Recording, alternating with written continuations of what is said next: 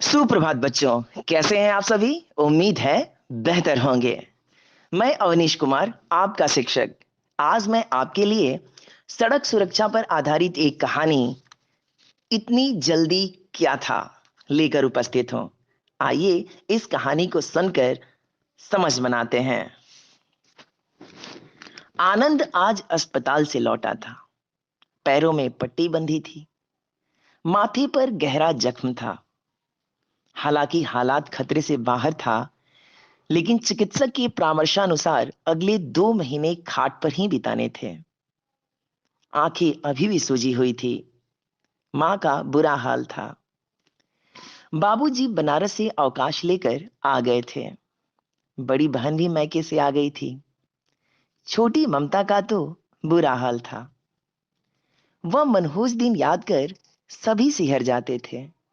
आखिर क्या जरूरत थी मामा जी की बाइक लेकर उड़न छू होने की? 2 ही दिन बाद आनंद का जन्मदिन था। सभी अपने अपने तरीके से इसे आयोजित करने का उपक्रम बना रहे थे। उसी ने जिद कर मामा जी को 2 दिन पहले ही बुला लिया था। ओह, सब कुछ धरा का धरा रह गया। सब किए पर पानी फिर गया। मामा तो उस दिन से मौन ही हो गए। कैसे आनंद ने मामा जी की बाइक ली और समीर को साथ लिए निकल पड़ा था। ओफ, गई रात पुलिस का फोन आया। हेलो, क्या आप तारकेश्वर जी बोल रहे हैं? फोन मामा का ही था, सो उन्होंने ही उठाया। जी, मैं तारकेश्वर बोल रहा हूं। लेकिन आप कौन? उधर से गंभीर आवाज आई। मैं स्थानीय थाना प्रभारी बोल रहा हूं। आपकी बाइक की डिक्की में जो कागजात थे, उनसे आपका नंबर मिला। आपकी बाइक पर सवार लड़के का एक्सीडेंट हो गया है। वह फिलहाल यहाँ हॉस्पिटल की इमरजेंसी वार्ड नंबर 5 में भर्ती है। अभी बेहोश है। आप जल्द चले आए। और उधर से फोन कट गया। आसमान गिरा तारकेश्वर पर। लगा धरती हिल रही है। कुछ देर के लिए संज्ञा शून्य सा हो गए। हिम्मत ना हो रही थी कि यह बात बहन और परिवार के अन्य सदस्यों को बतावे, लेकिन कटु सत्य को देर तक छुपाया भी नहीं जा सकता। फिर क्या, सुनते ही पूरे परिवार में मातम पसर गया।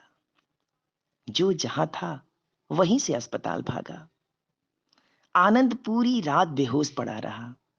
कई यूनिट ब्लड चढ़े, हजारों रुपए की दवाइयां आई। खैर, भगवान की असीम कृपा कहिए कि दूसरे दिन सूरज की किरणें जैसे जैसे निकली, आनंद को होश आने लगा। बोझिल पलकों में हरकत होने लगी। जकड़ा जहन हल्का होने लगा। हालात काबू में होते देख डॉक्टर बाहर निकले और आनंद की मां से बोले, बहन जी, भगवान ने आपकी प्रार्थना सुन ली। अब आपका बेटा खतरे से बाहर है, लेकिन अभी उसे सघन चिकित्सा कक्ष में रहना पड़ेगा। अब आप लोग आराम कर सकते हैं। लेकिन कहां किसी को आराम मिला। पूरा महीना निकल गया। आनंद को अस्पताल से छुट्टी तो मिल गई, लेकिन जख्मों के निशान ढेर सारे सवालिया निशान छोड़ गए। आज जब वह घर आया तो हिंदी के हरिराम गुरुजी भी देखने आए। आनंद देखा तो बिलख पड़ा। आंखें निरंतर बहने लगी। हरिराम बाबू बोले, बेटा, भूल इंसान से हो जाए तो क्षम्य है, उसकी भरपाई हो सकती है, लेकिन लापरवाही में खुद को जोखिम में डाल देना कहीं से बुद्धिमानी नहीं होती। मैं भगवान से प्रार्थना करूंगा कि तुम शीघ्र स्वस्थ होकर स्कूल पहुंचो। परीक्षा नजदीक है। तुम्हारे बिना वर्ग का वह कोना सूना सूना सा लगता है, जहां तुम बैठते थे। जल्द आना बेटा, मैं इंतजार करूंगा। हरिराम बाबू बड़े प्यार से आनंद का माथा सहलाए और झटके से निकल गए। गुजरे दिन आंखों में उतरने लगे। आज हरिराम बाबू के आते ही क्लास में हड़कंप मच गया। पिछली बेंच के लड़के फुसफुसाए, अरे ये तो हरिपुर वाले मास्टर साहब हैं, शायद बदली होकर आए हैं। हिंदी में इनकी जोड़ नहीं है, कविता कहानी तो कंठे पर विराजती है। पूस की रात का ऐसा बखान करते हैं जैसे हल्कू कोई और नहीं, यहीं रात भर खेत की रखवाली करने गए थे। तब बब्बन बोला, लेकिन बड़ी कोड़ियल मास्टर है, क्या मजाल की कोई लड़का अपनी मर्जी से छींक भी मारे। अब तो काली माई और पीर बाबा ही पार लगाए। उधर हरिराम बाबू ने हाजिरी रजिस्टर मेज पर रखी, बच्चों की उपस्थिति ली और पढ़ाने लगे। प्यारे बच्चों, आज हम लोग सूर, तुलसी, मीरा से अलग कुछ खास पढ़ेंगे। ऐसा पढ़ेंगे जो हमारे जीवन से जुड़ा हुआ है। देखो, सड़कों पर चलने के अपने नियम होते हैं। सरकार ने सड़क सुरक्षा के कुछ तरीके बताए हैं जिनका अनुपालन करना हमारा कर्तव्य है। आज की कक्षा में हम इन्हीं नियमों पर एक एक कर चर्चा करेंगे। अगर आप सड़क पर चल रहे हैं तो हमेशा फुटपाथ पर ही चले।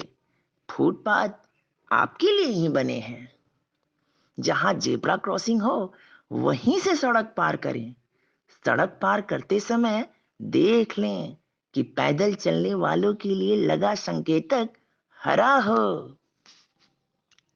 जहां पर पैदल चलने वालों के लिए जेब्रा क्रॉसिंग नहीं हो, वहां से सड़क पार करते समय पहले दोनों तरफ आने जाने वाली गाड़ियों को देखें, फिर दाएं देखें, फिर बाएं देखें और फिर सामने देखकर जब सड़क पार करना सुरक्षित हो तो सड़क पार करें। कभी भी गाड़ियों के चलने वाली जगह पर ना टहलें, ना ही रुकें। सड़क पर पैदल चलते समय अथवा सड़क पर पार करते समय होर्डिंग को ना देखें, ना पढ़ें और ना ही मोबाइल फोन अथवा ईयरफोन का प्रयोग करें। आवश्यक होने पर सड़क के किनारे सुरक्षित जगह पर खड़े होकर मोबाइल का प्रयोग करें। सभी ध्यान से हरिराम बाबू की बात सुन रहे थे। गुरुजी ने आगे कहना जारी रखा, दुपहिया वाहन चलाते समय एवं उस पर बैठने पर हमेशा हेलमेट का प्रयोग करें। दुपहिया वाहन चलाते समय किसी वाहन के साथ रेस नहीं लगाना चाहिए। चार पहिया वाहन चलाते समय व यात्रा के समय हमेशा सीट बेल्ट का प्रयोग करें। वाहन चलाते समय मोबाइल का प्रयोग नहीं करें। वाहन चलाते समय मोबाइल से सेल्फी नहीं लें, यह जानलेवा हो सकता है। सड़क दुर्घटना में पीड़ित व्यक्ति को यथासंभव एवं यथाशीघ्र सहायता पहुंचाने का प्रयास करें। वाहन चलाते समय तीव्र गति में वाहन को कभी नहीं चलाना चाहिए। स्वयं भी बचें और दूसरों को भी बचावें। तीखा मोड़ आने पर वाहन की गति धीमी कर लें। नशा ना करें तथा नशे की हालत में गाड़ी कदापि न चलाएं। नशे में गाड़ी चलाना अपनी मृत्यु को निमंत्रण देने जैसा होगा। शांत दिमाग से एवं धैर्य पूर्वक सामान्य गति से गाड़ी चलाएं। रेल फाटक या लाइन पार करते समय रेलवे लाइन के दोनों ओर देखकर ही ध्यान से पार करें। घनी आबादी स्कूल एवं अस्पताल के पास आने पर अपनी गाड़ी धीमी कर लें। घने कोहरे की स्थिति में अपनी गाड़ी धीमी चलाएं एवं डिपर लाइट का प्रयोग अवश्य करें। मार्ग के संकेतकों का यथा नो एंट्री, हॉर्न बजाना अनिवार्य, नो पार्किंग, पद यात्री प्रवेश निषेध, साइकिल क्रॉसिंग, आगे स्कूल, रुकिए, जेब्रा क्रॉसिंग, दाहिने पार्किंग, अस्पताल और प्राथमिक उपचार केंद्र आदि का ध्यान रखें। मां जब दवा देने आई तो आनंद खुद में लौटा। अतीत का अक्स आंखों में उतर चुका था, आंखें भर आई थीं। काश गुरु जी की बात पर ध्यान दिया होता और लापरवाही न बरती होती। बिना हेलमेट का बाइक चलाना कहीं से बुद्धिमानी नहीं थी। काश थोड़ा रुक जाता, उस कार को जाने देता, उसे ओवरटेक न करता। शायद इसलिए आज सभी कह रहे हैं, बेटे इतनी जल्दी क्या था। खैर, अब मैं प्रण लेता हूं, शपथ ग्रहण करता हूं, पूरी उम्र सड़क सुरक्षा के नियमों का पालन करूंगा, दूसरों को भी प्रेरित करूंगा। फिर उसने प्यार से मां को देखा और दवा पानी शुरू कर दी।